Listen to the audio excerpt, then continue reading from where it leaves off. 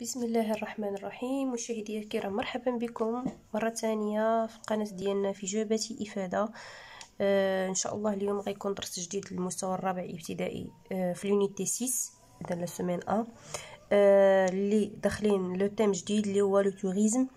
اذا غادي نبداو ان شاء الله على بركه الله لا ليكتور. اذا كيف ما كتشوفوا عندنا هنا لا ليكتور. اذا لوبجيكتيف ديال هاد الحصه هو identifier un texte narratif, repérer des éléments de la narration. إذا هذا هو l'objectif ديال الدرس. إذا غادي نجيب الفوتر باش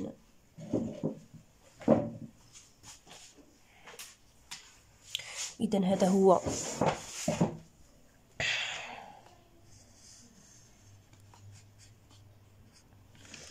l'objectif ديال الدرس ديالنا اليوم. إذا غنبداو على بركة الله. العنوان اللي هو لو تيتر دو تكست. إذا لو تيتر دو تكست ان فواياج à Rabat. un voyage à Rabat. إذا سفر إلى الرباط. سفر إلى الرباط.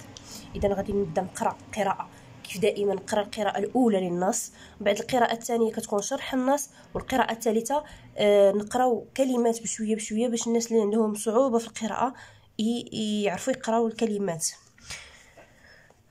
un voyage à Rabat. Pour mon premier jour à Rabat, je ne savais pas par où commencer.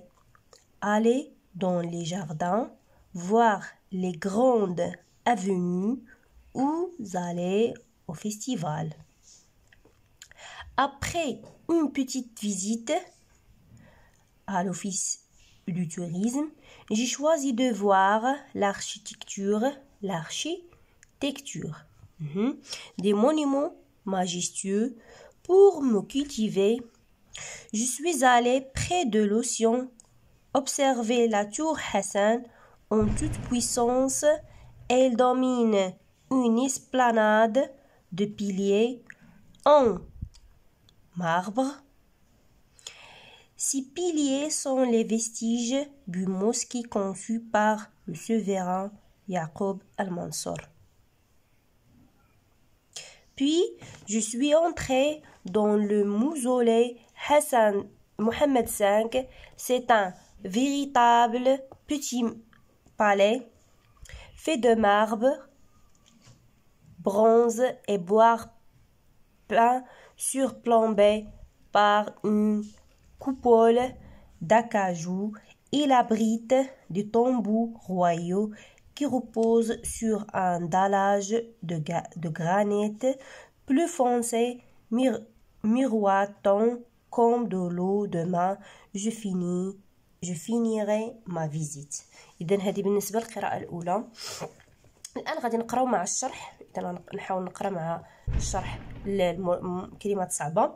un voyage à Rabat. إذا سفر للرباط. pour ma premier jour à Rabat. إذا اش كيقولوا هنا؟ في يومي الأول إلى الرباط.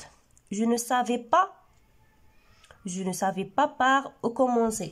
قال لك je ne savais لم أكن أعرف بأي par où commencer بأي مكان سأبدأ. aller dans les jardins. واش سأبدأ aller سأذهب الحدائق. voir les grandes avenues. لمشاهدة les grandes avenues هما les grandes avenues يعني مشاهدة grandes هما الشوارع الكبرى. ou aller au festival أو الذهاب للمهرجان. ou aller au festival أو الذهاب للمهرجان. après une petite visite. après بعد زيارة صغيرة à l'office du tourisme لمكتب l'office du tourisme مكتب السياحة. j'ai choisi de voir l'architecture. يعني قال لك اخترت الذهاب أو رؤية الهندسة l'architecture des monuments majestueux. إذا الهندسة المعمارية المآثر التاريخية. ماجستيو هي لي مونيمون هي المآثر التاريخية. ماجستيو العظيمة يعني مآثر تنقولوا ماجستي محمد 5 ولا ماجستي محمد 6. اذا العظمه ديالو ولا تنجلو تنقدروه. اذا ماجستيو هي عظيمه ولا جليله.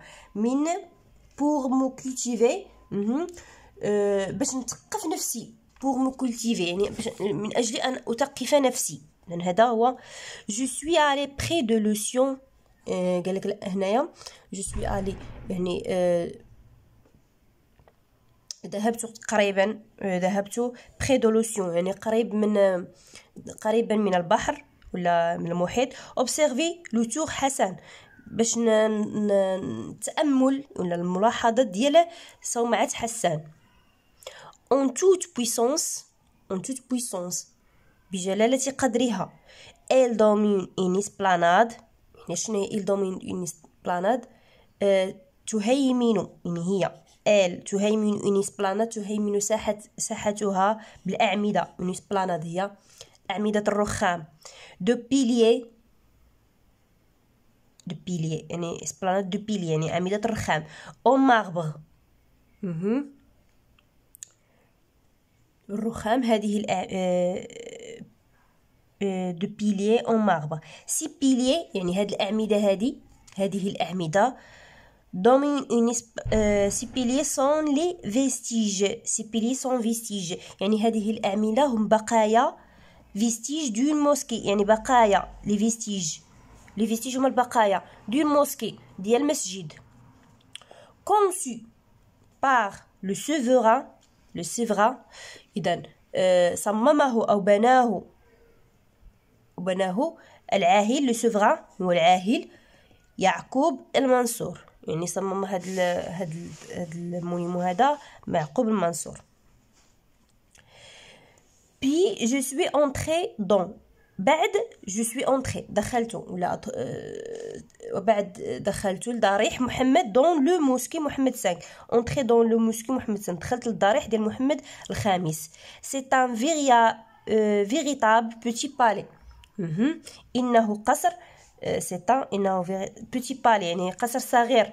fait de marbre قصر صغير حقيقي petit fait de marbre بحال مصنوع من الرخام يعني مصنوع من marbre هو الرخام. bronze et bois plein شنو هو bronze؟ إذا من bronze et bois plein ومن الخشب المصنوع. إذا surplanté يصل par une coupole d'acajou يعني قال لك يصل على يعني هو كآوي ولا فيه مجموعة من coupole d'acajou. et l'abrite de tambours royaux et représente sur un dallage de garantie. مزيان. إذا هنا قال لك bronze de bois peint يعني شنو هي مصنوع من الرخام. إذا هنا قلنا مصنوع من الرخام. c'est un véritable petit palais هو قصر صغير حقيقي مصنوع من الرخام ومصنوع أيضا من الخشب. يصل يعني فيه قبور. شنو هي هاد القبور هادي؟ مصنوعة من الغارونتي هايا من الغرانيت. il abrite des tombeaux royaux qui reposent sur la dalle de garantie. granit عفوا الغرانيت هو واحد الحجر كيكون بزاف حجر عظيم هو كيكون بزاف كنسمعوه في هذوك ديال اذا قلنا الجرانيت كيكون الجرانيت والبازالت هذه كيكونوا في البراكين يعني كيكونوا هما واحد الحجر اللي كيتكون في البراكين. بلو فونسي يعني ازرق غامق اذا كيكون ازرق غامق. ميغوات كوم دولو ميغوات هي تتلألأ مثل الماء. دوما جو فينيري ما فيزيت قالك غدا سأكمل زيارتي. إذن هذا فيما يخص قراءة النص قراءة اللي هي مع الشرح. الآن غادي نقرأ قراءة اللي هي بشوية حرف بكلمة بكلمة باش هكا اللي ما عنده مشكل في القراءة ديال النص يجيه سهل. إذن un voyage à Rabat.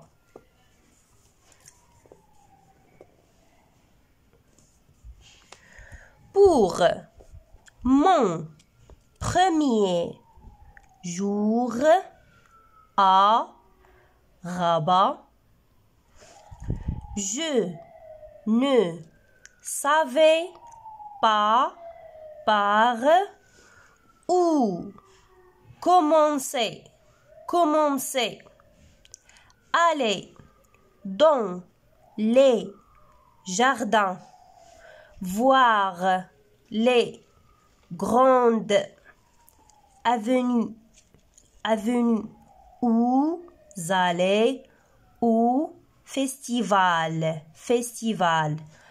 Après une petite visite à l'office du tourisme, j'ai choisi de voir l'architecture des monuments, monuments majestueux, majestueux. Pour me cultiver, je suis allée près de l'océan, observer la tour Hassan. En toute puissance, elle domine une esplanade, esplanade de piliers en marbre, marbre. Ces piliers sont les vestiges, vestiges d'une mosquée, mosquée conçue, conçue par le souverain, souverain Yacoub, Yacoub Al-Mansour, Al-Mansour. Puis je suis entrée dans le mausolée, mausolée Mohammed V. C'est un véritable petit palais fait de marbre, bronze et bois peint, surplombé par une coupole d'acajou. Coupole d'acajou. Il abrite des tombeaux royaux qui reposent sur un dallage de granit bleu foncé, miroite comme de l'eau. Demain, je finirai ma visite. إذا هذا في كل ما يخص قراءة النص. الآن غنمروا لهاد الكلمات الصعبة اللي عاطينهم لهنايا. إذا l'office de tourisme. L'office de tourisme هو مكتب السياحة.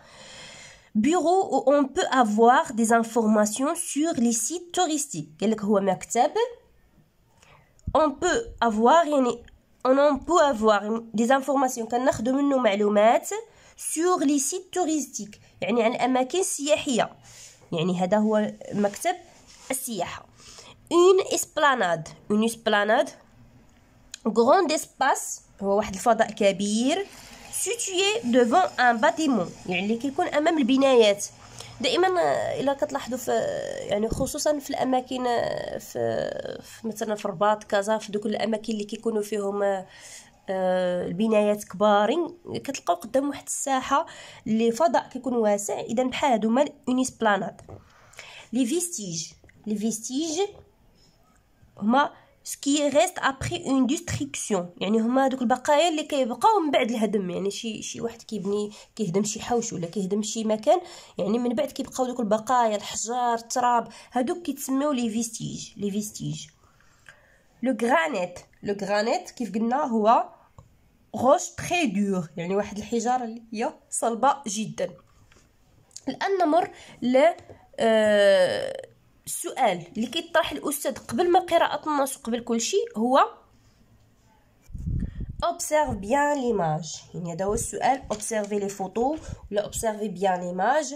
que vois-tu sur ces images. اذا دائما السؤال اللي كيطرح الاستاذ que vois-tu sur ces images. عندنا 2 ايماج هنايا 2 تاع التصاور. شنو كنلاحظوا في هاد التصاور. اذا اش غادي نقولوا نقولوا je vois. إذا je vois un minaret. إذا واحد المنارة، هيا un minaret. Puis et un mausolée. Un mausolée Hassan 2. mausolée Hassan. Et des piliers. أعمدة هما دي piliers. ولا ممكن نقولوا اذا هذا هو الجواب تقريبا. جو فوا ان ميناري اي ان موزولي اي دي بيلي. اذا غادي يقول لك عاوتاني الاستاذ دو كوا بارل لو تيكست، يعني في نظرك عن ماذا يتحدث النص. تقول بوتيتر il va parler de construction de la prière. اذا غادي نقول على ما اظن ولا ممكن انه يتحدث عن مسجد للبناء ديال الصلاة. اذا مساجد بناء مساجد للصلاة. اذا هادو فقط الفرضيات اللي كيحطهم الاستاذ قبل من قراءة النص. اذا هذا قبل ما كيطرح النص، غير هما كاينين هنايا في جوبسيرف اي جو ديكوفر. حنايا اخرناهم. اذا الاستاذ اول حاجه كيسولها هما هاد الاسئله هادو. اذا الان غادي نمشيو للسؤال رقم 2 اللي كيقول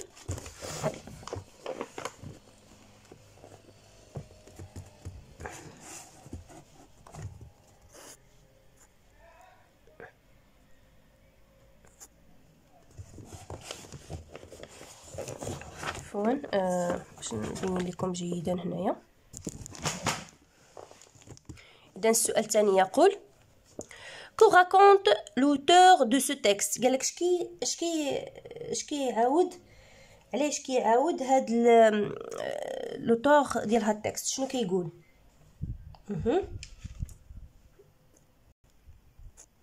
اذا que raconte l'auteur de ce texte. اذا غنقولوا il raconte حيت هي مؤنثه. elle raconte sa première visite à Rabat، يعني زيارتها الاولى للرباط. اذا اول زياره ليها للرباط هي اللي كتعاود في هذا سميتو. اذا غنمشيو للسؤال رقم 3. à qui visite a été consacrée la premier jour. اذا قال لك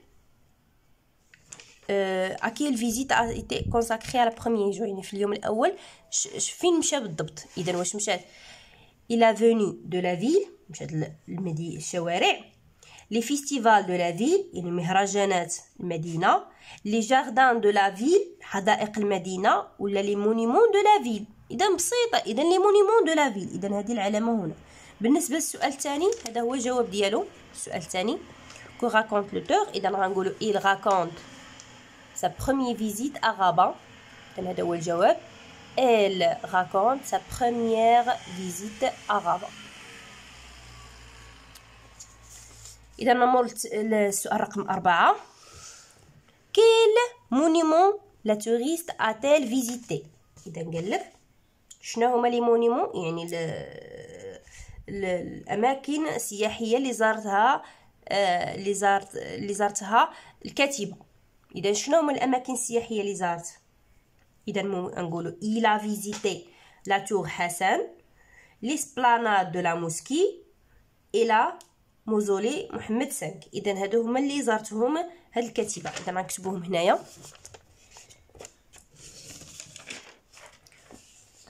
3. elle a visité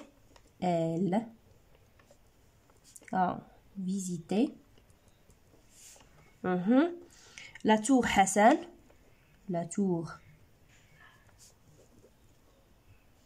Hassan, l'esplanade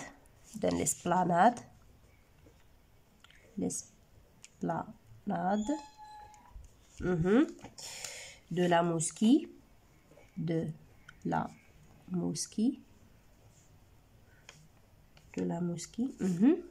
virgule, et le mausolée Mohamed V, et le mausolée Mohamed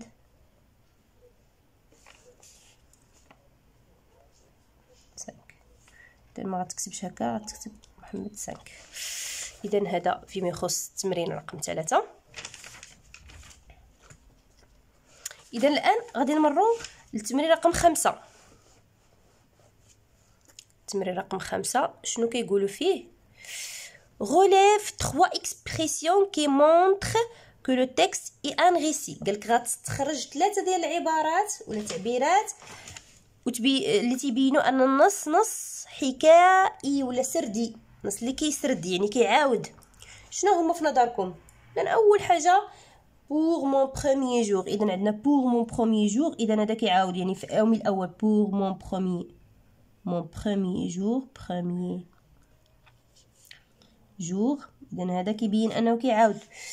عندنا عاوتاني après puis après هادو كيبينوا على انه كيعاود. il raconte il récit. جوج تمرين رقم 6 qui a construit la tour حسن.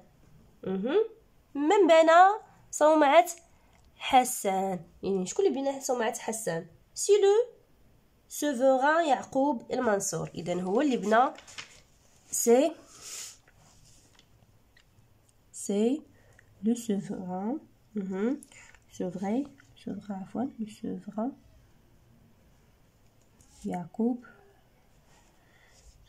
يعقوب المنصور. اذا دائما الاسماء كنكتبوها كبيره شويه. يعقوب دائما كتبدا بماجيسكول. يعقوب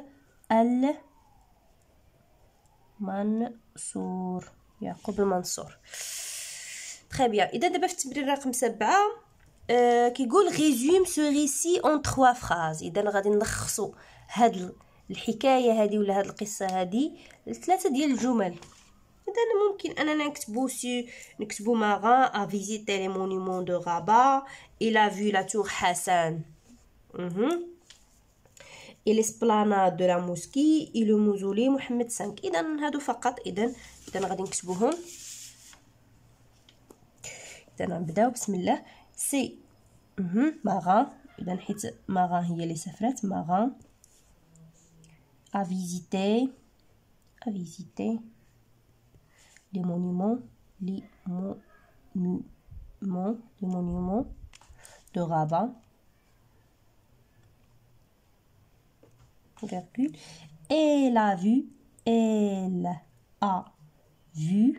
il a vu la tour Hassan.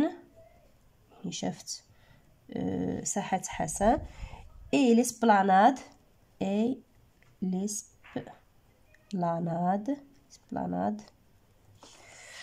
ما عرفتش كيبان لكم هذا ستيلو خضر ولا لا. l'esplanade. شنو اخر؟ de la mosquée. de la mosquée et le mausolée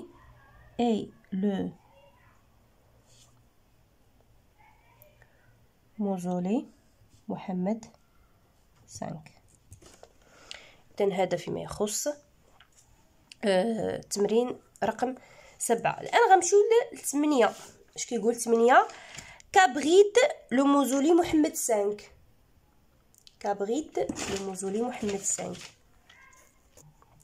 إذن التمرين رقم 8 كيقول كابريت لو موزولي محمد 5. ماذا يأوي ضريح محمد الخامس؟ نقولوا il abrite les tombeaux royaux. il habite les tombeaux royaux. اذا هذا فيما يخص التمرين رقم السؤال رقم 8. السؤال رقم 9 كيقول la touriste a choisi de visiter d'abord les monuments. pourquoi؟ قال لك السياح عفوا السائحه la touriste a choisi اختارت تزور d'abord les monuments المآثر التاريخيه قبل اي شيء. pourquoi؟ اذا بور مو كولتيفي يعني باش تثق في نفسها هي قالتها بور مو كولتيفي. اذا الجواب ديال السؤالين هو هذا il abrite les tombeaux royaux. وبالنسبه للتمرين 9 بور مو كولتيفي. اذا هذا بالنسبه للصفحه 169. شكرا على حسن تتبعكم. ما تنساوش تضغطوا على لايك الى عجبكم الفيديو. ايضا ما تنساوناش بالتعليقات ديالكم. الى اللقاء.